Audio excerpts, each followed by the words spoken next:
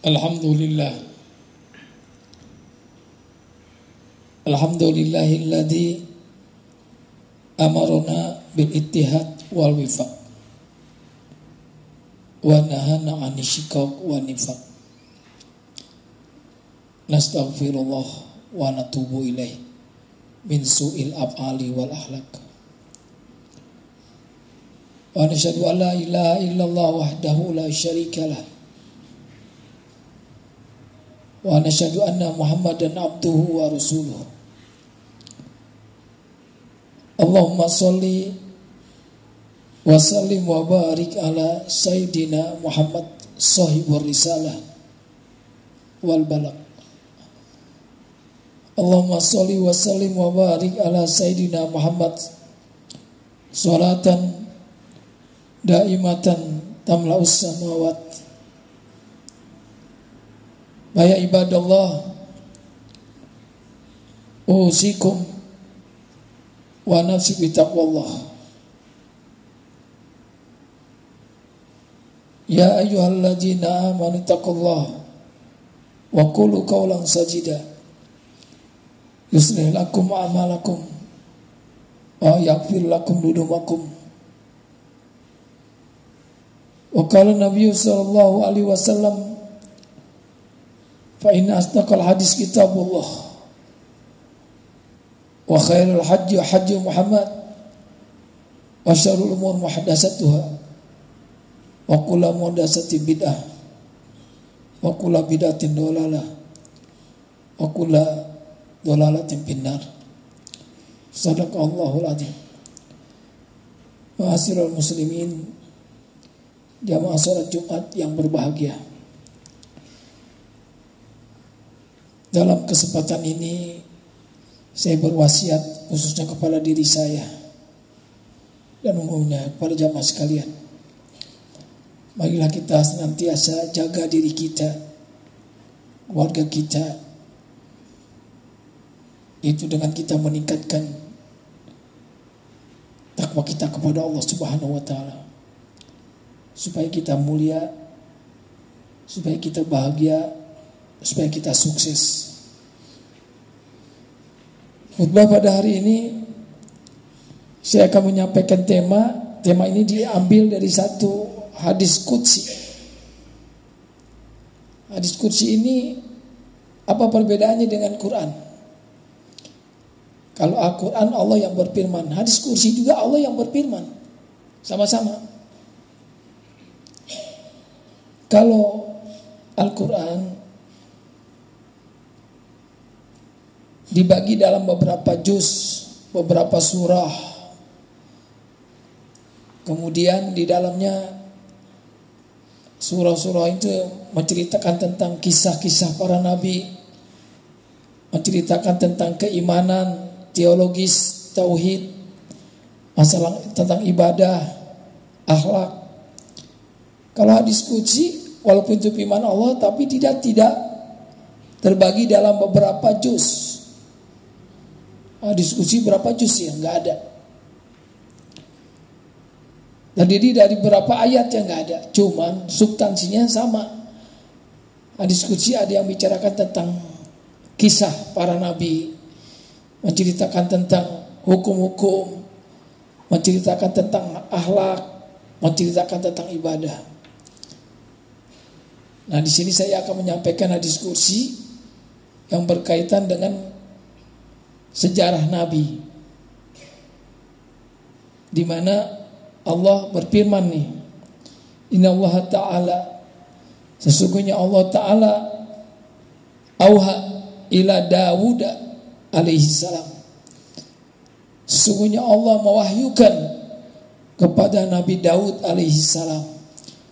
Di dalam Al-Quran juga ada kisah tentang Nabi Daud. Nanti Bapak bisa dalam suratul Anbiya, dalam surat Al-Baqarah pun ada. Nah, dalam hadis qudsi ini ada juga Allah berfirman kepada Nabi Daud. Jadi asbabul wurud ini hadis, Pak. Kalau Al-Quran asbabun nuzul, bedanya tuh, Pak. Kalau hadis qudsi asbabun wurud namanya. Kalau Al-Quran namanya Asbabun nuzul. Jadi asbabun nuzul ini, asbabul wurud ini hadis qudsi ini Pak. Nabi Daud ini seorang nabi, seorang rasul, tapi punya keinginan dia pengen jadi raja. Nabi plus raja. Kan gak semua nabi jadi raja. Nabi Daud punya anak Nabi Sulaiman, sama. Nabi Sulaiman plus raja. Nabi Yusuf, Nabi plus pertama kali menteri jadi raja. Cuma Nabi Muhammad Pak, ditawarin jadi raja nggak mau, ditawarin pejabat dia nggak mau. Apa jawaban Nabi Muhammad kepada malaikat Jibril? Malaikat Jibril langsung yang turun. Kata Rasul, biasa jadi hamba Allah. Kalau saya dikasih nikmat saya bersyukur. Ketika saya diberikan cobaan, ujian, saya sabar. Itu hamba Allah. Ada juga yang mengatakan Nabi Muhammad nolak jadi raja, ya, takut nanti umatnya berlomba-lomba pengen jadi raja. Nabi Muhammad luar biasa Pak. Waktu ditawarin oleh malaikat Jibril, ada 3 turun malaikat langsung kepada Muhammad. Muhammad, kalau engkau terima jadi raja, gunung-gunung di sekitar Mekah nih, kalau engkau pengen jadi emas, menjadi emas.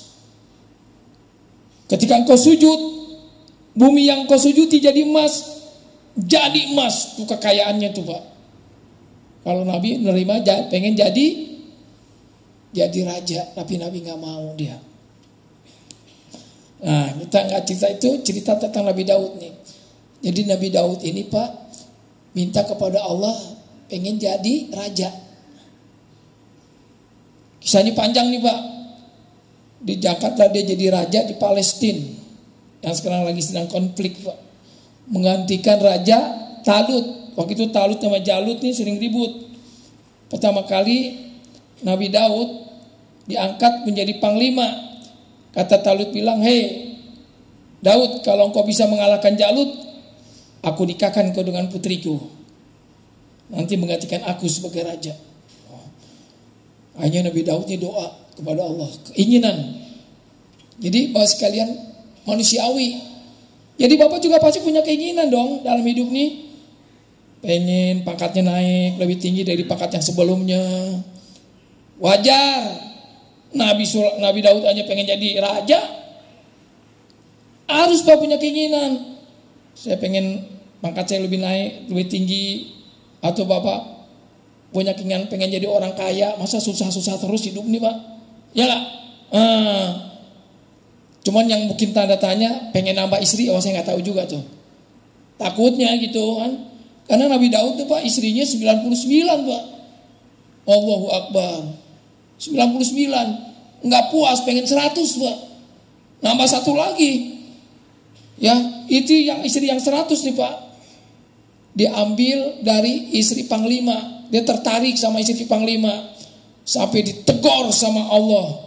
Udah 99, udah banyak, mau nambah 1 lagi jadi 100. Datanglah 2 malaikat. 1 malaikat punya 1 ekor kambing, 199. Yang 99 pengen yang 1 ekor ini Pak. Akhirnya Nabi tahu sadar nih, wah jangan-jangan nyindir gue nih, gitu. Ya. Nah, jadi Nabi Daud itu jadi raja, istrinya 99 plus 1 jadi pengen 100. Nabi Sulaiman lebih banyak lagi Pak, 1000 istrinya. Waduh. Kalau dulu zamannya undang-undangnya beda. Kalau sekarang gempor. Ya, Masya Allah. Jangan 104 aja udah pusing kita. 1 aja pusing. Sudah sekalian. Jadi Bapak jangan punya keinginan nih. Kan kita pegawai negeri sama saya juga pegawai negeri Pak. Jangan punya keinginan nambah istri. Kalau saya punya keinginan pangkat saya lebih naik. Mudah-mudahan honornya naik. Gajinya naik. Itu Pak. Pangkatnya naik wajar.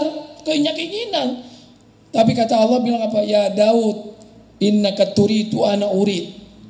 Engkau punya keinginan, ya, pengen jadi raja, kayak kabulkan. Kau pengen tambah istri, aku kabulkan. Engkau pengen punya mujizat. Salah satu kelebihan mujizat Nabi Daud apa Pak? Nabi Daud itu kalau lagi baca kitab Jabur Pak, merdu suaranya. Sampai burung-burung itu Pak lagi terbang tuh turun Pak, karena keindahan suara Nabi Daud. Tuh hebatnya Nabi Daud tuh. Dia kasih kelebihan juga Pak. Tanah nih besi bisa dibikin baju, buat besi, baju besi itu. Ya, Nabi Daud tuh pertama Nabi. Lantas kata Allah, ya Daud, innaka turidu ana urid. Engkau punya keinginan, aku juga punya keinginan. Bapak punya keinginan, Allah juga punya keinginan. Kalau dasar bahasa teologinya punya kehendak lah. Allah punya kehendak, Bapak punya kehendak. Wa inna ma yakunu ma urid. Sesungguhnya yang ada kehendakku. Gak semua keinginan kita ini dikabulin Pak. Yang berlaku adalah kehendakan Allah. Fa in salamta lama uridu kafaituka ma turid. Pak salamta ini kan pasrah. Kalau saya terjemahkan ridho.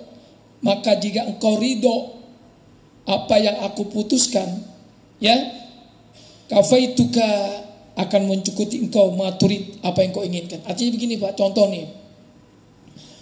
Bapak punya kehendak, Bapak udah doa, tapi gak dikabulin. Udah Allah ridho aja lah.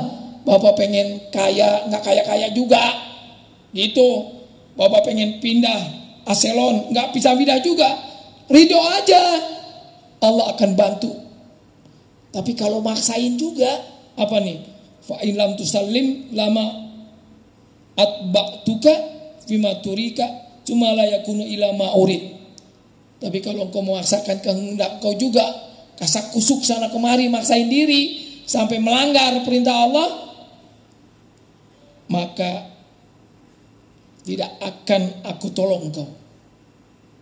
Silakan Bapak menyangka, tapi jangan maksain. Dari hadis ini Pak, ada seorang profesor Dr. Kiai Haji, ya, Jenderal Arifin menafsirkan, memahami konteks ini hadis. Kalau kehendak kita nih, keinginan kita nih dikabulkan Allah.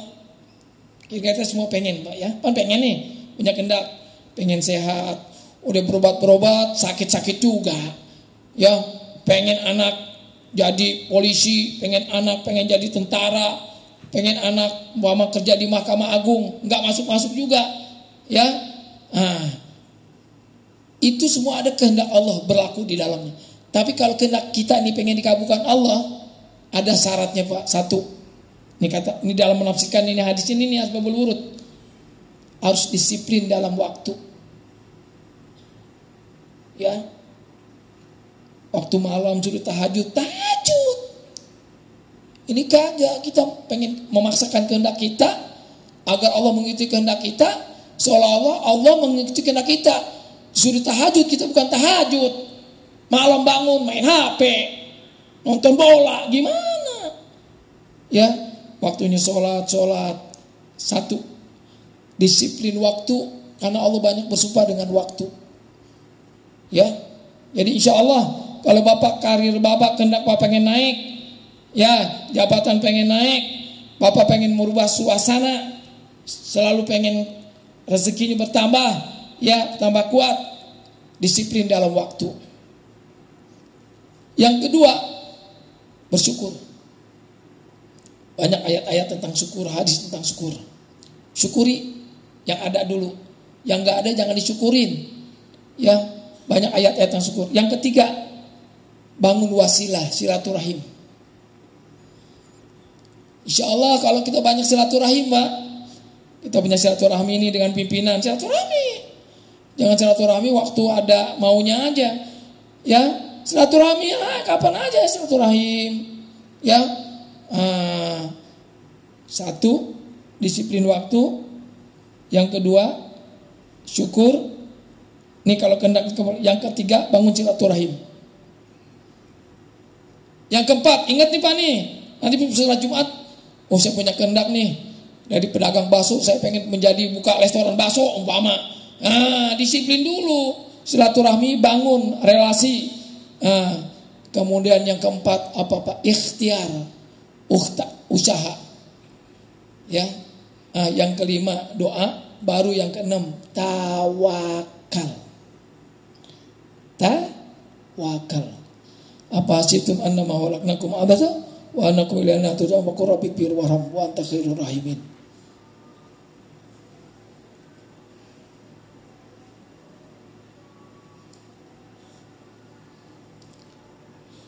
Innal hamdalillah nahmaduhu wa nasta'inuhu wa nastaghfiruh wa nu'minu bihi wa natawakkalu alaihi wa na'udzu bihi min syururi anfusina wa min sayyiati a'malina may yahdihillahu fala mudilla lahu wa may yudlil fala hadiya lahu asyhadu an la ilaha illallah wahdahu la syarikalah wa asyhadu anna muhammadan abduhu wa rasuluh. Allahumma sholli ala Muhammad wa ala ali Muhammad. Ya ibadallah usikum wa nafsi bitaqwallah. Nyambung khutbah yang kedua apa sebelum itu dengan doa kehendak. Saya sering jalan-jalan bawa anak. Saya anak 9, Pak. Anak saya yang ke-9 tuh waktu masih SD. Dia bilang, ayah, cobalah ayah sekali-kali buka kolam renang. Ya, buka kolam. Saya bayangin, Pak, aduh kolam renang kan harus punya tanah yang luas, punya duit. Ini kehendak, Pak. Saya punya keinginan yang kuat. Akhirnya disiplin saya waktu yang tadi saya gunain tuh, Pak. Alhamdulillah, Pak. Dengan kehendak Allah, saya punya kehendak. Tapi alhamdulillah saya punya kolam renang, Pak. Nanti Bapak kalau ke Majalengka, jalan-jalan lah. Desa Panikiran Blok Loji, namanya kolam renang Mini Ratu Cantik. Nama saya, anak saya, Pak, yang terakhir. Ratu Cantik tuh, kehendak namanya.